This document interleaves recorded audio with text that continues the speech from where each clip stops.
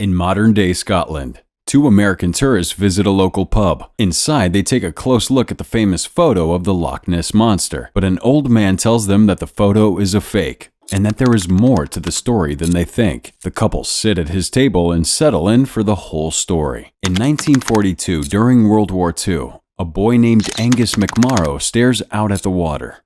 He fantasizes about wading through it, but the fantasies turn into nightmares as the boy imagines drowning. Back in the real world, Angus stays away from the water, collecting shells from the shoreline. He thinks about his father, a sailor in the Royal Navy, who told him that the pool was a strange, enchanted place. Under the water, Angus finds a large, strange-looking egg in the sand and decides to take it home. Angus is found by his mother, Anne, who orders him to come home. Angus and Anne return to their manor house on Loch Ness. Angus rushes off to hide the mysterious egg in his dad's garden shed as his sister, Kirsty, arrives, asking if Angus had fun on the shore.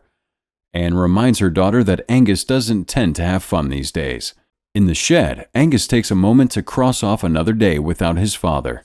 Removing the rock from the bucket, he starts to wash it, removing its dirt coating to reveal a luminous blue coloring beneath. As he rushes off for dinner, the egg begins to move on its own. That night, Angus is disturbed by a sound outside. When he glances through the window, he discovers that the shed door had mysteriously opened. Angus goes down to check out the problem and immediately sees that the egg has hatched. In the dark, a mysterious creature rushes around, hiding from him. Soon, the mysterious thing reveals itself to be a strange, alien-like creature. Angus grabs a potato and starts feeding him, slowly earning the animal's trust. Noticing that the creature has a cut, Angus attempts to bandage him up, promising to take care of the animal, but keeping it a secret from everyone else. The next morning, Angus wakes to see a parade of military vehicles arriving. Believing that his father has returned, Angus, his mother, and sister eagerly rush out to see it up close. But Captain Thomas Hamilton reveals that the Royal Air Force has been tasked. Cinema recap here. We've got a little challenge that'll take 5 seconds, and it will change your life forever. You ready? All you gotta do is like, subscribe, and hit that notification bell, and you'll receive 10 free years of good luck. It's as simple as that. With taking over the manor house for a military operation, Angus realizes that these trained killers pose a threat to his new friend. As the soldiers set up camp in the house, Captain Hamilton explains that the soldiers are preparing for the threat of German invasion. Angus returns to the shed to find that the creature has ripped the place apart in search of food. Hoping to protect his father's belongings a little longer, Angus goes to get some food for the pet, but the army cook, Sergeant Strunk, refuses to let him get any. Thinking on his feet, Angus grabs the garbage can and drags it to the shed. The creature dives right into the trash can, eating just about everything inside. Angus decides to name the creature Crusoe, after the book Robinson Crusoe. As Crusoe enjoys his feast, Angus begins researching what kind of animal is living in his shed. But none of the possibilities make sense. Angus recalls how his father told him all about a mythical monster that lives in the loch, and how he always wanted to see it. Angus realizes that the creature, which appears to be some kind of fish, is all dried up. He pours a bucket of water into a trash can, hoping to help the little guy survive. A pair of fishermen on the loch catch some fish for lunch. They notice the military setting up the artillery battery on the hill. On the hill, Captain Hamilton explains that the officers have been tasked with defending against the threat of German U-boats that have been found roaming in nearby waters. While wandering the grounds, Angus finds one of the troops, Sergeant Walker, holding a dead deer. Once again realizing the threat these guys pose his new friend Crusoe, he runs. Anne enters the shed to find the place in total disarray and mess. She takes a moment to remember her husband, but is interrupted by the arrival of Lewis Mowbray, the handyman Anne hired days earlier. She tasks him with cleaning up the mess of the sheds and emptying the place. Anne reveals that she suspects Angus is keeping a pet in the shed, something he's clearly not allowed to do, and asks Lewis to handle the situation. Angus steps out of the house to see Lewis emptying the garbage can, but to his surprise, Crusoe isn't inside. Angus fights Lewis, hoping to protect his father's workshop while he's off fighting in the war. But Lewis insists that the workshop is his to do whatever he wants. That night, Angus wanders the grounds calling out for Crusoe, something Lewis notices. Inside the manor, a rapidly growing Crusoe explores the family home and accidentally crosses paths with the military dog, Churchill, who chases him. Crusoe narrowly manages to escape, but the housekeeping staff blame the military and their dog for the damage. Angus is about to give up the search when Kirsty lets out a terrified scream. He rushed up to find Crusoe hiding in her filled bathtub. Angus assures his sister that he won't hurt anybody, and he makes her promise not to tell their mother. She reluctantly agrees. Anne asks Lewis to check out the guest bathroom and brings fresh clothes that once belonged to her husband. He politely declines, asking if he will need them when he comes home. But Anne reveals that her husband isn't coming home. His ship was sunk a year ago, and he's been presumed missing ever since. Anne explains to him that Angus is confused, clearly unable to accept his father's possible death. Angus and Kirsty do their best to keep a still-growing Crusoe quiet, but nothing seems to be working. Lewis arrives to fix the bathroom, which is apparently out of order. Against Angus's orders, Kirsty lets Lewis inside, where he sets eyes on Crusoe almost immediately. Lewis wonders if Crusoe is, perhaps, a water horse, a legend from Celtic lore. According to legend, only one can exist in the world at a time. When one grows old, it lays an egg and dies. The new egg contains the next water horse. As Anne searches for the children, Angus asks Lewis for help.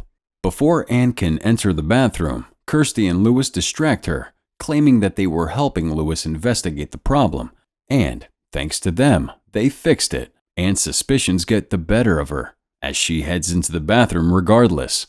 Inexplicably, they find that the bathtub is empty, and the water horse has vanished. Lewis helps to deceive and mislead Anne, having hidden the water horse in the toilet. Suspicious, but believing the ruse, Anne leaves the bathroom. On the way down to the ground floor, Anne bumps into Captain Hamilton, who invites Anne to a meal he's organizing as a token of gratitude. She happily agrees. Lewis advises Angus to get the water horse out of the house and into the lock, the best place for him. But Angus desperately refuses, believing that the best place for Crusoe is to be with him. On the night of the meal, Anne goes through her wardrobe, finding one of the classy dresses she hasn't worn in a while. In the bathroom, Angus feeds the water horse tinned fish. Kirsty interrupts, telling him to come and see what's happening downstairs. But on the way out, Angus's makeshift sign prevents the door from closing. The water horse, scrambling to get the fish, falls out of the bathtub. In the kitchen, the military and the house staff dance together, but Churchill the dog can smell something strange and darts off to the source of it. When Angus and Kirsty walks in on them just moments, Angus realizes that the dog is missing. Upstairs, the water horse wanders the hallways only to come face to face with Churchill. No longer on a leash, Churchill chases the water horse over the house, leading to much destruction throughout. Reaching the hunting room, Crusoe is horrified to find himself surrounded by stuffed, mounted, and dead animals everywhere. Angus and Kirsty follow the sound of smashing and crashing. During the military meal, Captain Hamilton and Anne hear the loud crashing noises throughout the house. Eventually, the chase breaks into the rigged banquet hall, with Churchill recklessly running across the table, leaving a massive mess behind. Crusoe manages to escape without being seen. Lewis apologizes to Anne and the military, explaining that he was trying to catch the dog. Unimpressed, Captain Hamilton expresses his unhappiness, but Lewis refuses to take orders from him. Anne orders him to take Angus to his room, something he agrees to do. Outside, Crusoe poses as a statue, a disguise that successfully fools the dog. When he finds a pond full of fish, Crusoe dives in and starts eating. Searching for Angus, Lewis intercepts him, promising to find the water horse if he goes back to his room. Reluctantly, Lewis does what he's told. As morning breaks, Lewis finds Crusoe, now much bigger, in the pond. He brings Angus down to take a look. Lewis and Angus drive to the lock, sending the water horse back to its natural home. Captain Hamilton waits for Lewis in the shed, ordering the handyman to stay away from Angus. In Hamilton's eyes, Lewis is a bad influence. While out on the water, two fishermen accidentally hook the water horse and find their tiny fishing boat being dragged along behind. Reluctantly, the fishermen cut the line to save their boat. Taking Angus under his wing, Captain Hamilton pledges to turn him into a disciplined soldier. After days of training, Angus breaks free and escapes from his oppressive military life. He returns to the lake to find a now fully grown Crusoe, who's happy to see him. Crusoe gets Angus to ride on his back, despite the boy's fear of the water. After a little swimming, the water horse begins to dive, against Angus's wishes. But, over time, Angus comes to enjoy himself, overcoming his fear of the water in the process. When they return to the surface, Angus notices a strange metal net being set up, clearly a trap for submarines attempting to enter the lake. While out for a walk, Churchill the dog breaks free of his military master and goes in search of the water horse. Angus convinces Crusoe to hide right as Strunk arrives, but it's too late. Sergeant Strunk sees the creature as it descends below the surface. Angus tells Lewis and Kirsty about Crusoe, and thanks Lewis for making Angus laugh. Captain Hamilton, watching their conversation, is dismayed to hear that Lewis is clean, a good man with an unblemished war record. He's a hero. In the pub, the fishermen eagerly tell the others about the mysterious sea beast they saw. The locals suggest that this news could bring tourists flocking to the area.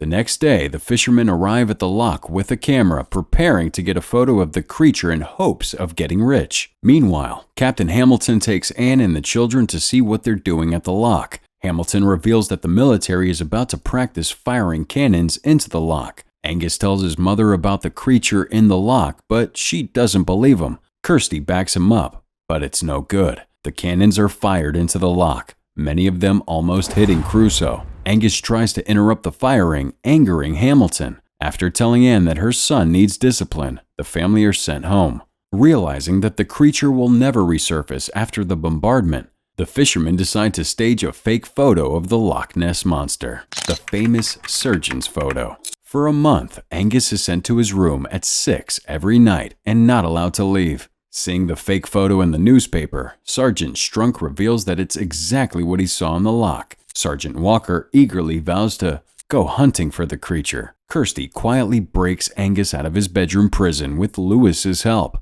They head to the lake, where Angus calls out for Crusoe. The water horse rises, angrily roaring and biting at Angus. Regardless, Angus tries to reconnect with his friend. Still haunted by the bombardment and near-death experience, Crusoe almost bites off the boy's hand before disappearing into the water. Having smelled the water horse, Churchill leads the military to the lake. The soldiers take to the water, armed with harpoons. Crusoe kills the dog and surprises the soldiers. One of them calls in an SOS. Crusoe blindsides the soldiers, capsizing the boat. Hamilton apologizes to Anne, but is interrupted by the SOS call. Believing that the Germans are attacking, Hamilton orders Anne and the kids to go into the basement. Discovering that Angus is at the lock, Anne prepares to get him against Hamilton's orders. At the lock, Crusoe terrorizes and almost kills the soldiers as Angus tries to put an end to the carnage, wading into the water. But Angus slips on a rock, sliding under the water and falling unconscious. Crusoe dives under, grabbing him and saving his life. On the shore, Lewis tries to wake him up. Hamilton drives Anne to the lock, ordering his men to fire at will if they see anything moving in the lock. While he's unconscious, Angus recalls his final interaction with his father, in which he was asked to be strong and sure. Angus gasps to life, happy to see his old friend again, and much less aggressive. The water horse disappears into the water as Anne and Hamilton arrive. Angus and the soldiers attempt to explain everything that happened, but it's clear nobody believes them. Anne accuses Lewis of putting nonsense into the heads of her children, insisting there are no monsters or magic, just war and death. Anne turns to see the giant creature, proving her very wrong. Angus insists that the water horse is peaceful, but the moment is broken by another cannon being fired. Angus tries to save Crusoe, jumping on the water horse's back and hoping they don't shoot at him. His terrified mother is forced to watch as the cannons fall. Hamilton, Anne, and Lewis race to the underwater net as the soldiers continue their violent onslaught. Angus does his best to guide Crusoe to the net through the barrage of cannon fire, but the stormy weather makes the soldiers mistake Crusoe's neck for a submarine periscope. Angus realizes they have to go underwater, and the pair just about make it to the net. Still believing that it's a German U-boat, the soldiers begin raising the nets to capture the target. Angus and Crusoe come to a stop at the nets. Hamilton, Anne, and Lewis arrive, encouraging Angus to let his friend go. Reluctantly, Angus lets go of the best friend he ever had and returns to his family. Crusoe dives beneath the water and triumphantly jumps to the net, bringing the military equipment down in the process. Crusoe disappears into the distance. The next day, Anne and Crusoe watch the sun rise over the loch. Angus finally comes to terms with the fact that his father isn't coming home, and the group reunite to see the water horse swimming off to freedom. The water horse lets out a final roar and dives under the water for the final time. Back in the modern day, the old man explains that some have claimed to see the water horse in the passing years, but Angus never sees it again. And he knows, because he is Angus. The tourists leave the pub, satisfied with the story. Outside, a young, concerned mother searches for her son, William, who wanders along the beach. He spots a large, unusual-looking rock that looks exactly like the egg Angus found, suggesting that Crusoe has died and left behind a descendant who will become the next water horse.